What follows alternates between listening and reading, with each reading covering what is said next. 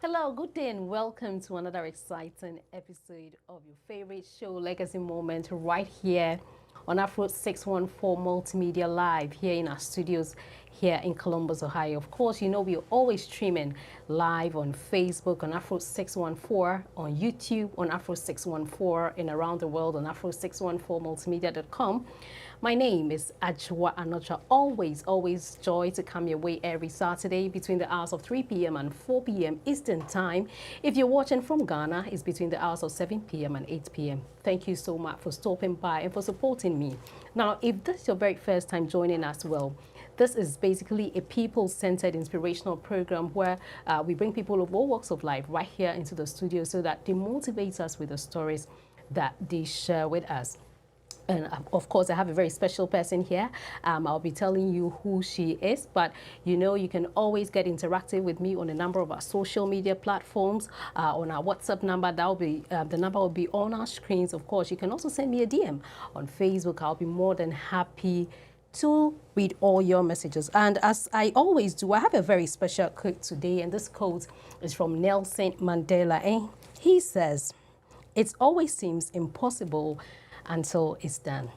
Now, I so much love this quote from Nelson Mandela because, yes, almost each and every one of us watching me, listening to me, we've all said this before, that it's very impossible. Let's say we're starting a new job, or we have to go to school or do something. We think it's so difficult. Now, I want to encourage each and every one of you, and of course myself, that if there's something that you want to do, if it's a YouTube channel you want to start, if it's a podcast, if it's this business that you want to start, please do not get so discouraged, or don't be afraid. Just start it. And then whilst doing it, also know that you have to be determined, you have to be prepared, you have to know that you might fail. Yes, if you fail, cool. That's why, you know, it's good to fail, so that you can also learn from that failure and then move on in life. So that's a very simple one from Nelson Mandela. I just thought to share this with each and every one of you. And so I'll be telling you who my special guest is, and she has been described as someone born with a passion for creating positive change. She's a product from the University of Ghana, Legon, where she pursued political science. With her desire to delve deeper into the intricacies of law and its impact on society, my guest set his sights here in the United States, where she's pursuing her master's degree in law and politics. Her dedication to improving the lives of others and her keen understanding of policy dynamics is what began her career when she joined the office of the Columbus Mayor Andrew Ginther as executive assistant to the policy team. I really love this. Well, she's been an instrumental person in shaping policies that foster inclusively equitable opportunities and empowerment for the young girls in the community. My guest is someone I'll describe as someone who's defied all odds and is still pursuing her dreams. So let's welcome Miss Renalta in Cancer. Akwaba. Thank you, Medase. Thank you for having me. You look so beautiful. You are beautiful too. Thank you so much for taking time off your busy schedules to join us today. Thank you for having me. I appreciate you. How are you feeling today? Pretty good. Pretty good. Yeah, yeah, it's a good day. It's a good day. Quite sunny, but it's a good day. Sure. Yeah. So before I started this, I just shared a quote by Nelson Mandela. Yes. And what do you make of that quote, that it's always seemed impossible until it's done? I would say that the word impossible itself says, I am possible. So there's really nothing that's impossible in this world. Nelson Mandela himself is a great example of that once you set your sights to it with God on your side, and just like you said, once you're determined, there's nothing that can't be done. So yes, I really love that. Possible. So the word impossible makes itself possible. Says impossible. So guys, you heard Renalta. She said, possible. There's nothing like impossibility. So Renalta in Cancer, I know the journey to becoming who you are today as a policy associate, being in the mayor's office. It's a very big thing right now. How did it all begin? Where were you born, and how was growing up like? Okay, so I would say I had a very great childhood. My mom always says this. She's watching right now, so I have to give her a shout out. My mom always says this, that when I was younger, I always said I wanted to become like Abraham in the Bible, just to say that, you know, I always wanted to do something that would have an impact on lives, that would have a social impact or have an economic impact, and that will change the social stratosphere wherever I found myself.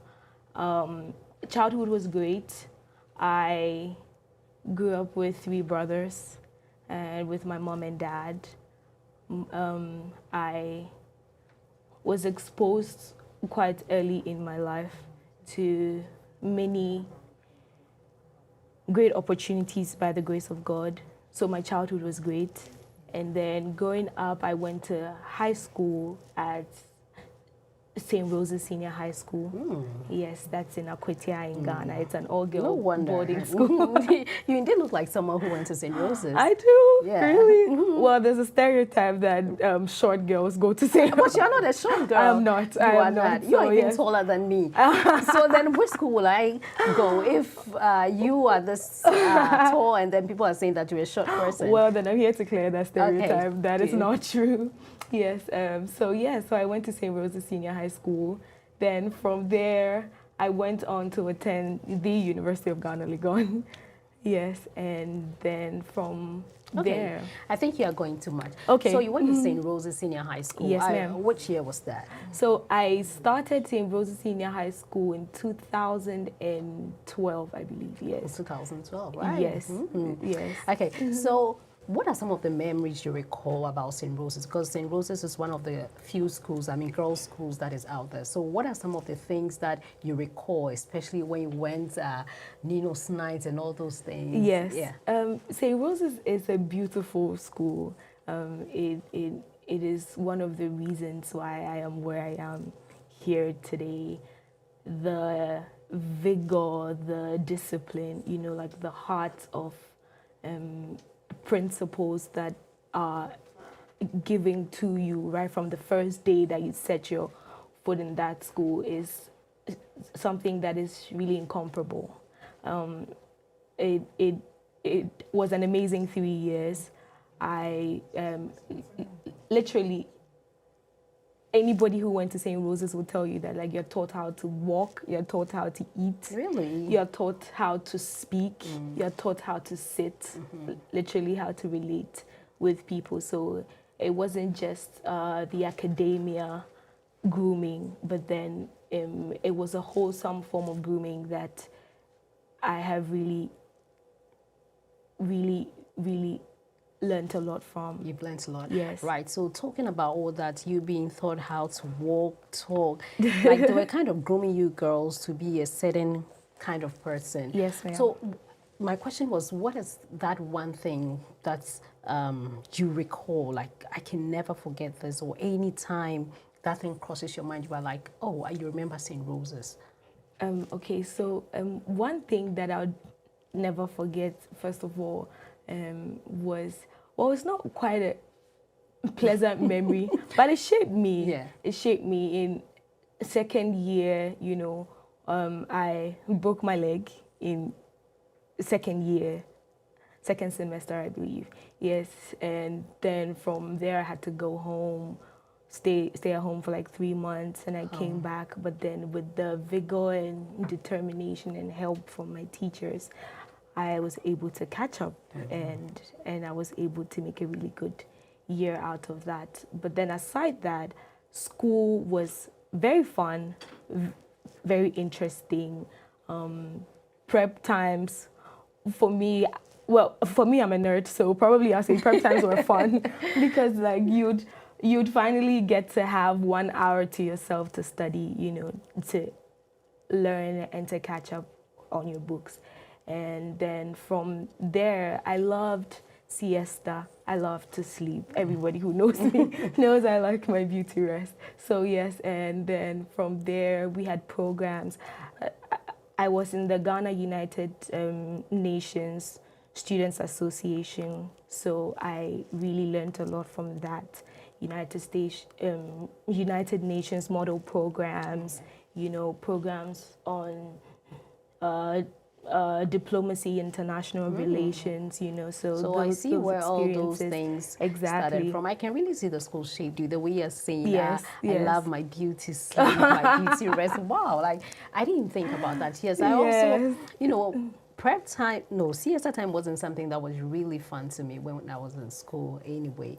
But I like the way you said beauty rest because as we grow, we get to Exactly. understand that whilst you sleep, you're able to rest and have a very Exactly. good, you know, human system and all Exactly. that. Okay, so from there, you went to the University of Ghana, right? Yes, ma'am. So what happened there?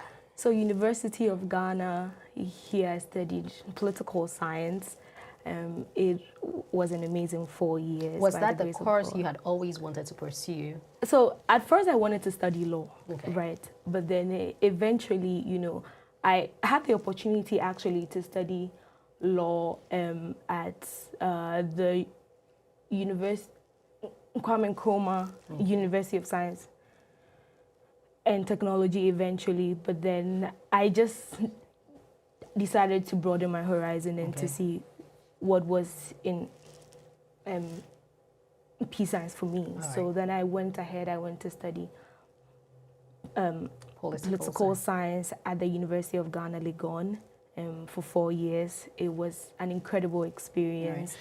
So you wanting to broaden your horizon, say you wanted to go to Legon to study political science. What Yes, exactly ma'am. did you want to become in future? Because Okay. I know if someone wants to become a journalist, they'll say, oh, I want to go to the Ghana Institute of Journalism, or someone wants to do wants to be a pilot, like they'll go to, you know, all those kind of schools to be who they want to be. So what did you want to be before you decided to study political science? So I always knew I wanted to be someone who will cause change, you know, especially in law and policy. So at first I always wanted to be a lawyer. Okay. Yes, but then growing up I realized that there are a lot of careers that you can pursue, you know, like aside from being in law. But then again, it's not a lost dream.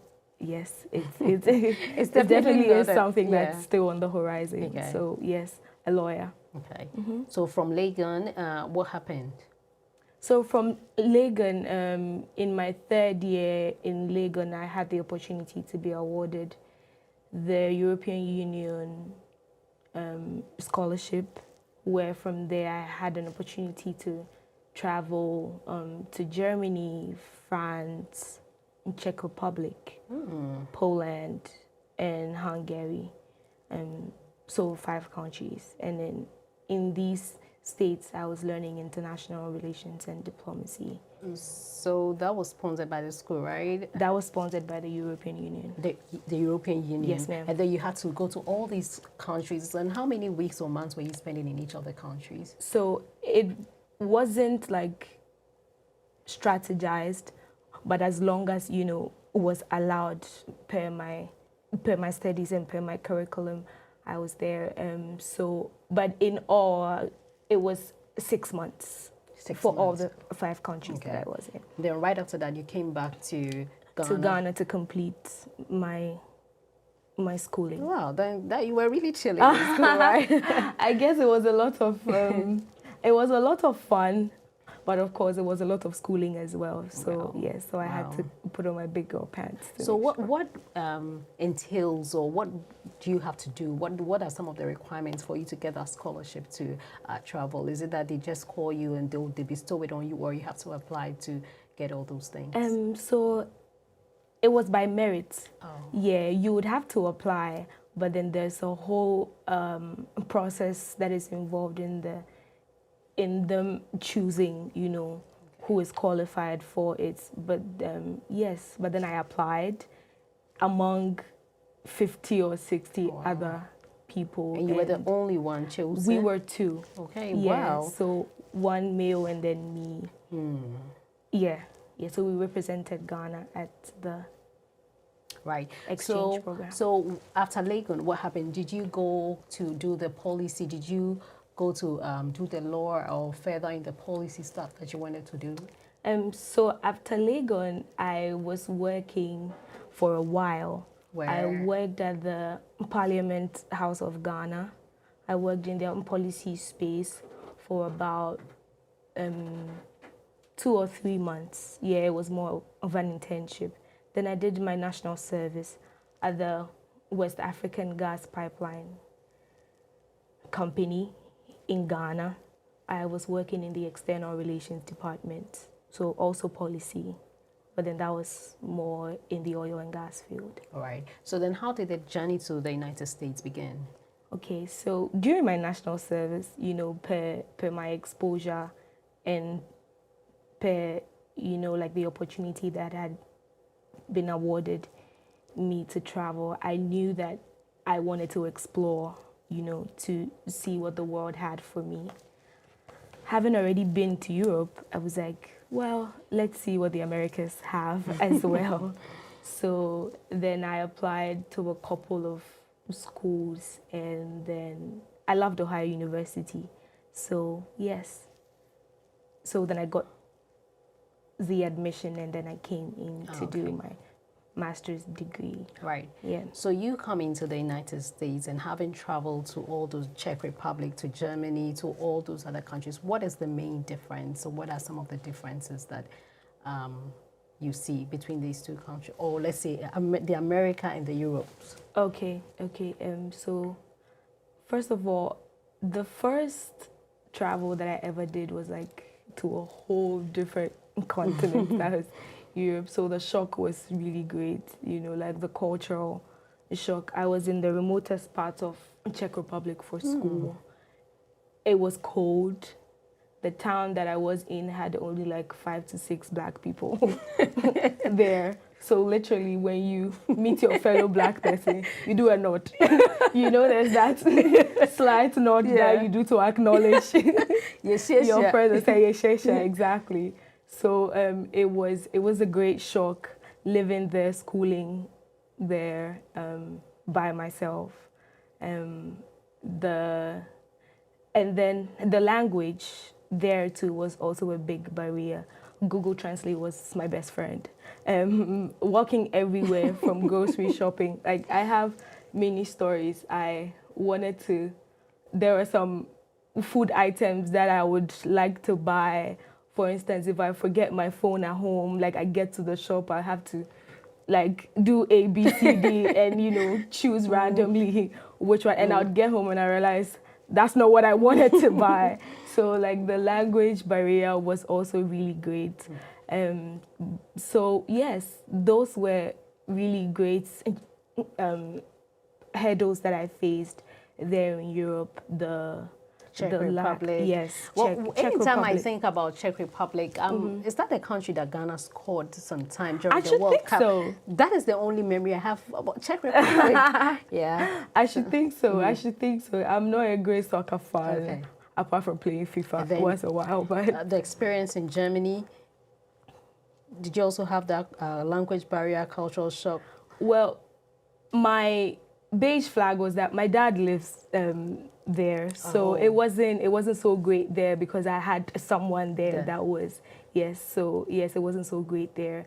But then apart from Germany, Czech Republic was great. Poland was even greater. Okay. Yeah, Poland was even greater.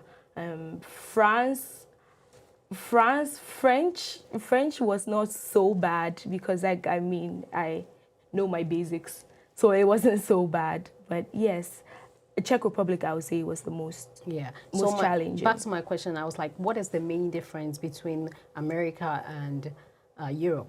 Yes, having to school there yes. and then schooling here as well. Yes, exactly. So I was getting there that the difference between these two was the language hurdle.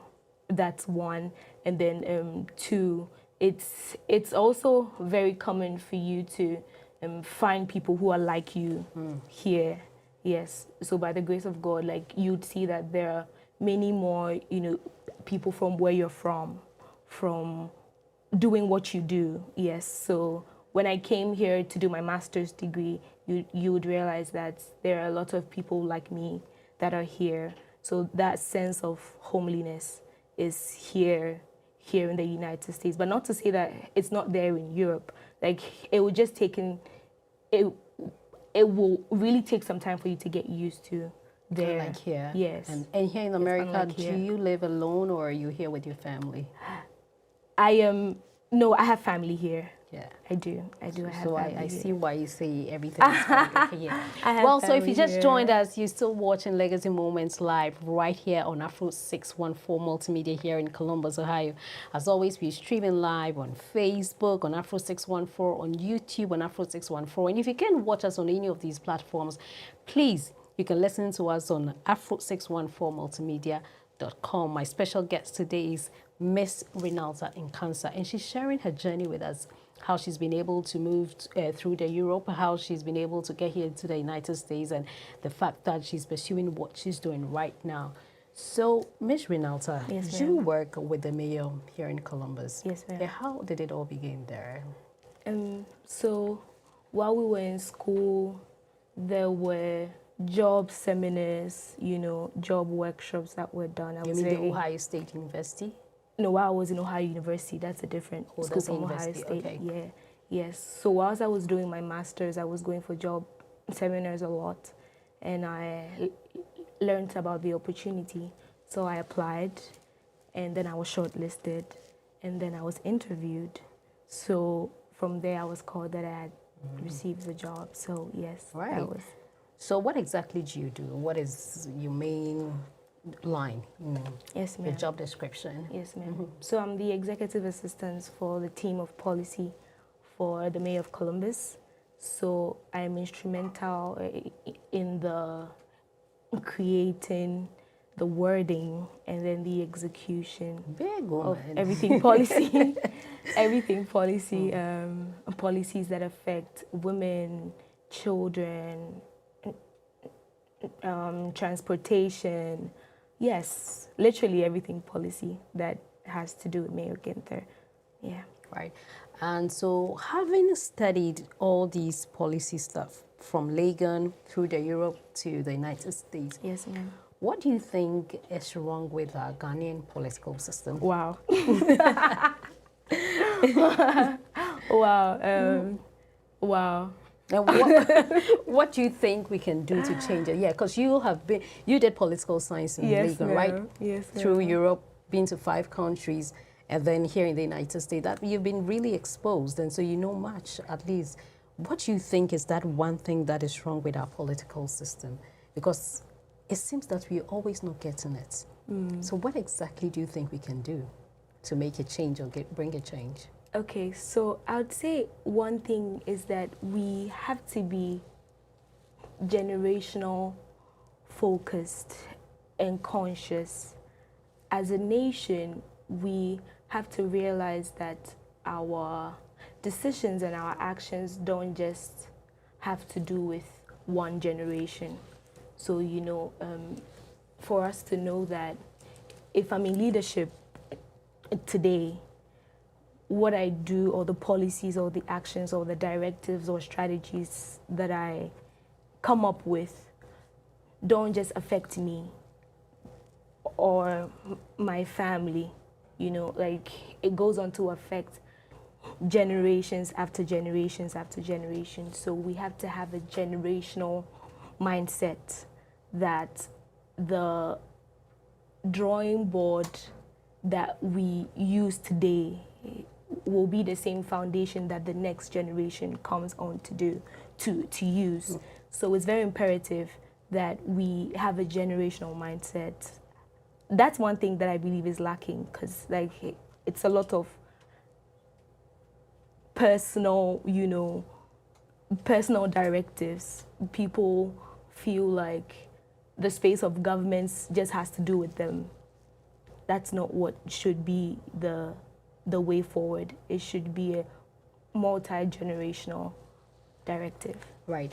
Yeah. And so right now, should our president say, Renalta, you've done so well.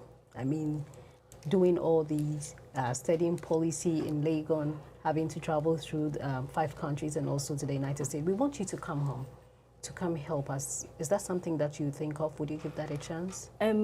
For now, I'll believe I just I just started my career here right now. I just finished my master's degree, started my career. I believe helping the nation. Now the world is a global village, right? And everybody is, connected through some form of, you know, global technological advantage. So I would believe that I can help my country from wherever I find myself. You don't want to go back to Ghana too. I'm not saying that too. I'm actually not saying that too. But I'm just saying that I can help from wherever I find myself. And, you know, who knows? Let's see where I still the have to path ask takes this us. question, well, because I don't see why you don't want to go back to help, but you want to help here. Anyway, so I have some comments coming in. This is from Kumasi Nyami. Kumasi Nyami says, "Good day, Doris Anoche. Good day, my brother Kumasi Nyami. I hope you are doing very well." And from Doris Osei, she says, "Well done." Thank you, Doris Osei. Kumasi Nyami again says, language has always been a problem. Like you said, when Yes, you were ma'am. at Czech Republic and Yes, all, ma'am. language was a problem. But I believe it's also shaped you to become who you are, It because it has. helped you It has. to do, yeah. And from Nesbit Gambra is saying, interesting conversation. Thank you, Nesbit Gambra. Thank you all so much for the comments. Thank you for supporting us. Please keep the comments coming in, and a special one to Nana Efriye, Nana Eke Efriye inside the United Kingdom. She's always supporting this show. Thank you so much, Nana Ekia Efriye. God bless you so much. And so back to our discussion. Yes, What has ma'am. been some of the challenges that you face here in Columbus, Ohio, at the mayor's office? What are some of the challenges that you have to deal with that you've overcome or you're still trying to overcome? Yes, so first of all, being in a different, you know, space, like I was saying, the policy space that I worked in was in Ghana, right? I worked with the Parliament House of Ghana. So if you'd realize, Ghana is more of a unitary system of government, you know. Here in the US, we have a federal system of government. Can you So- explain that to the layman's understanding? Of Because if you course. say Ghana was unitary and this, the United States is federal, can you just break those down? Okay. So in the unitary system of government, power is centralized. So we have one president, right? And then that president like actually Takes all the- watches okay. over, you know, like all the general spaces that we have, you know, like in the country.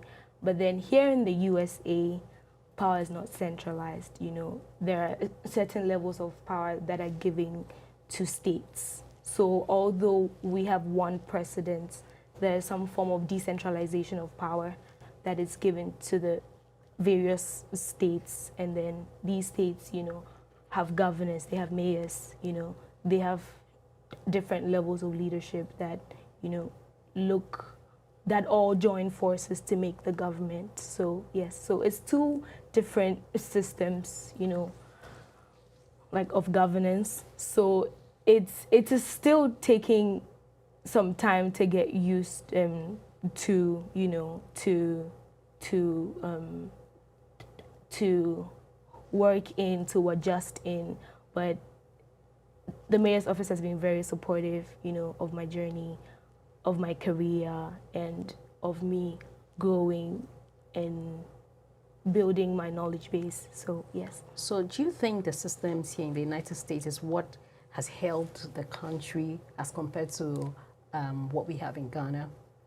Yes, I would believe so. Like the systems here are very, very effective, very efficient.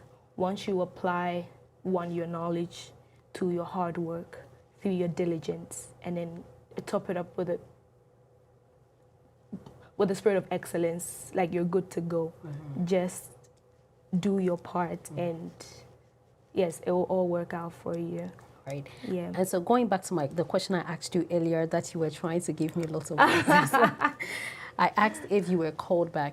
So should we expect to see you in governance, let's say, even trying to become the president, even if not the president, any other thing that has to do with Ghana? That has to do with Ghana. Yeah. As I now, well, I can only say that as we grow, we see where the path leads us to. So if it is an opportunity, sure, why not? I love Ghana. I love my nation. I love my roots, where I'm from. So yes, if it's an opportunity in the future, it's worth considering. Yes. All right. So you have been in the States for how many years? Um, Close to 3 years Close to 3 years. now since my master's degree. Yeah. All right. So right now you are staying here with us, right? Yes, yes. As of now, As of now. as I'm working, yes. Okay. So you don't, because I wanted to ask this question, but sorry, I wanted to be sure. Because if you are here, I was going to ask, are you trying to retire one day back home or? That was what I was saying, that I'm not really, I don't have all the answers You don't right have all now. the answers. I'm a work in progress, so hopefully as each day, each season unfolds, I get the answers. Right. So, yes. So what has been some of your highest moments working with the mayor or in general, life in general? Okay, about 2 weeks ago, it was all over the news here. First Lady Joe Biden was here, so the mayor hosted her here. She was here speaking about the Chips and Science Act, speaking about how the city of Columbus has been very instrumental in, the production of technology, semiconductors, and all that has to do with that for the Biden administration. So that was a high point here. Just being part of that process was very, very, very rewarding, and just high moments in life. Yeah, I would just say, just seeing my parents smile, knowing that they are Reaping still there to reap the seeds that's benefits making of them what they proud. have done, and the exposure that they gave me growing up. I'm very, very appreciative of them, my mom and my dad, and my brothers as well. Just seeing them happy, seeing that they're very. So, Renalta, listening to your story, you're a very tough girl. I mean, that you are. What is that one advice that someone gave you that has helped you, shaped you to become who you are right now today? Yes. I would mention his name. His name is Reverend Stephen Wilfred Arthur. He has been a spiritual guide to me since my childhood. He always told me that, Mommy, the spirit of excellence is something that you can't do without. Wherever you are, no matter how small the task is, no matter how great the task is, make sure that you're doing it with the spirit of excellence. So it is something that has been a guiding principle for me, that no matter where you're called to, even if nobody is watching, just be sure that you're doing what you're doing with the spirit of excellence. Wow, wow. So if you're given the chance, Renalta, to go back to your 10-year-old self, because I guess you remember when you were 10-year-old, some of the things that you do. What is that one thing that you would change about your journey or about your life? Change? Yeah. If only you want to change. Yeah, maybe I would say I would be more bold. Yeah. As a child, I was bold, like I was very outspoken. But then, of course, being in the Ghanaian setting, like, they'll tell you, like, be calming down, oh yeah, kola, like, never be with her. Yeah. But then I guess, not, to say that they were bad things that they were saying not to do, but, you would realize that here in the United States, more opportunities are given to children to actually be more verbose, to speak up, and to be heard. So maybe one thing that I'll do is to make sure that light in me, that by God's grace has been kept up until now, would still, be there, would be more out there. Yeah. Yes. So that brings my mind to something. I've had discussions with people who have said Ghanaians are timid. Right. Ghanaians. Do you also agree with that assertion that Ghanaians are timid? I wouldn't say I agree wholeheartedly, because I know quite a number of Ghanaians that are very bold, that I'm still learning from at school, even where I work. There are many Ghanaians that I have met met that, are doing great things, not just for Ghana, but even here in the United States. I've had the opportunity to be friends, like even with many of them. So like I wouldn't say that generally it's a stereotype that I believe. But then again, it is one of the, like I'll say, qualms growing up, like it is normal for you to grow up in a culture where, you are told to like keep to yourself. Yes. Yeah. But and like I wouldn't say it's the fault of those who say that or those who perpetrate that principle, but it's because of generally like the world they'll say is a bad place because of like the things that happen. So but I do believe that there are many Ghanaians that have come out of that, that are doing great things in this space that they are in. This is just by the way. Did you also get that experience as kids when you even try to sit in the chair? They'll tell you to get down and sit on the floor because that place didn't belong to you. No, I mean yes, but then again, like it wasn't necessarily about that act. Like I believe that act was just teaching you respect, right? That's like you need to respect your elders, those who have gone ahead of you. And it wasn't just about respect, it was about teaching you that selfishness is not something that belongs in the Ghanaian culture. We are very, community minded, and it's something that is very beautiful, that you have to look out for the next person, So sit on the floor so that when somebody comes, they would be able to sit.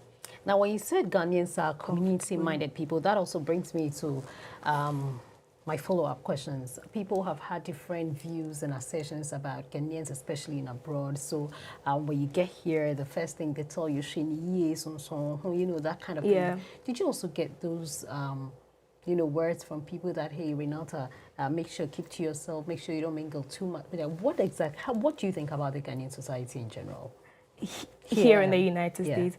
Oh, I believe the Ghanaian society here is beautiful. Like the first time I came, I can't count like the number of phone calls I got from Ghanaians saying welcome. Like, it's very beautiful to know how we're still, connected people wherever we find ourselves. And then of course, like what you're saying, say,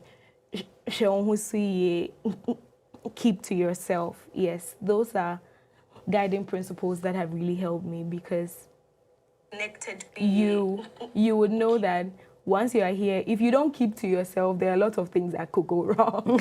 There are really a lot of things that could go wrong. So yes, I did get those pieces of advice, and they really helped me, and are still helping me.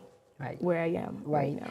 So Ms. Renalta is of the assertions that Ghanaians here in the United States have been of great help to her, as compared to what a lot of people say outside, that don't go to where Ghanaians are. Renalta is of a different perception. Well, so if you just joined us, this is Legacy Moment right here on Afro 614 Multimedia here in Columbus, Ohio. I've always said you can join us for a number of our social media platforms, on WhatsApp, on Facebook. Please keep your comments coming. Don't wait for me to finish this conversation. Most of the time when you finish, people call, oh, actually, you didn't read my comments. Please, this is the only time we can read your comments and, of course, answer a lot of your questions. And so from Alfred Akenya, he says, great conversation. I'm not sure I'm proud of Renalta. Indeed, we are all proud of you here. Once you come here, once you're in the Legacy Moment seat, it means that we are totally proud of you, the reason why you were here. Now, Kwekwansa is saying, it looks like Miss Renalta is not coming to Ghana anytime soon. Is that true? That's not true. That's not true. Right, so Joe Boy says, did you play a major role when the Vice President came to Columbus? I was part of the coordination team. So, yes, that wasn't the Vice President, though. That was the First Lady of the United States, yes. So I was just part of the coordination team, making sure that her visit was smooth. And I would also like to give a shout out to Mr. Alfred, who just made the comment. He has been a very, very instrumental person in my life as being here in the city of Columbus. So All right. And so to talk of it, I know that very soon, or I think next month, we're going to have the Columbus, Ohio Festival. Are you Yes. part of the planning team and the coordination? Yes, I am. Yes, I am. So I would use this opportunity to invite everybody to the festival. If you're here in the United States and you need that feel, that homely feel, please, wherever you are, make sure to find your way here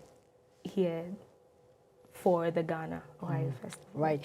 And from Gideon Isiama, he says, tell me about your most significant professional achievement. Oh my days.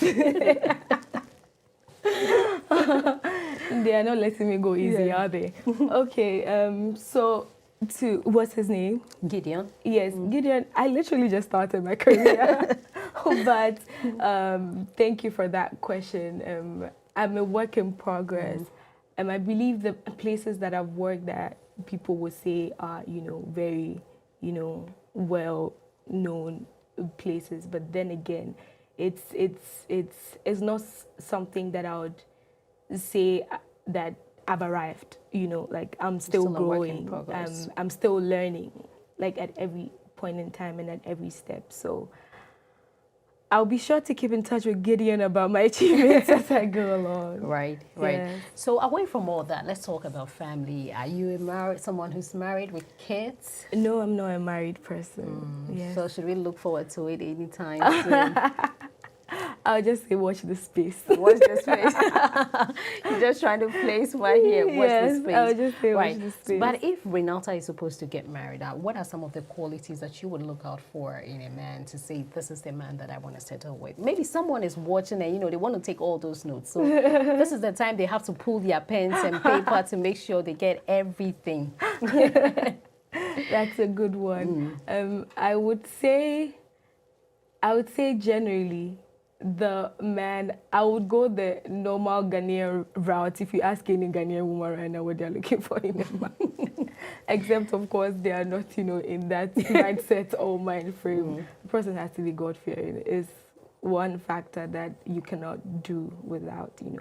Faith is a factor that holds us all from one point to the other. God sees us through each season that we're in. So God-fearing, and then the rest, I believe, is mine to know and theirs to find out. Okay. Because I'm not giving the marking scheme out. Right now, if you do that, they'll try and pretend to be that. Okay. I'm not giving the marking scheme out. Yeah.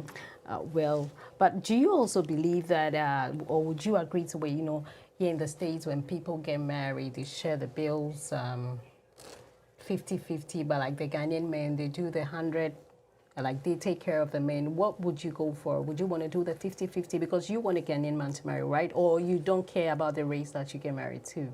Once again, I'm not giving the marking scheme out.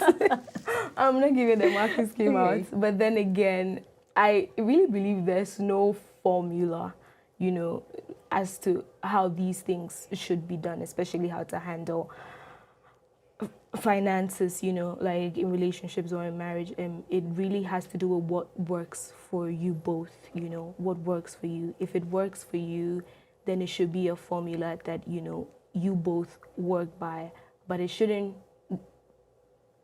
become a doctrine where you teach it that people should do this because it works for me, So there's no like standing formula. Once it works for you, I believe that it should be something that you live by. I love that. Renalta is really giving the guys a hard time here. If she was a math teacher, I bet you.